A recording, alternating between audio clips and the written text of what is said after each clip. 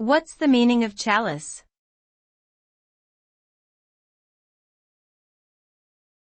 Chalice.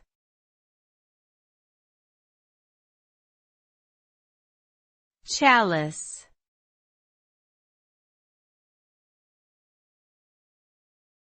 Chalice.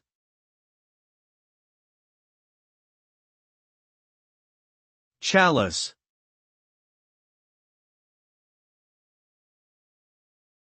A chalice is a type of cup or goblet, typically used during religious ceremonies. It is often made of precious materials such as gold or silver and may feature intricate designs or engravings. The word chalice is derived from the Latin term calix, meaning cup or goblet.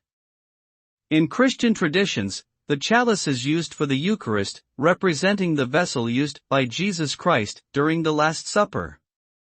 It is considered a sacred object and treated with great reverence.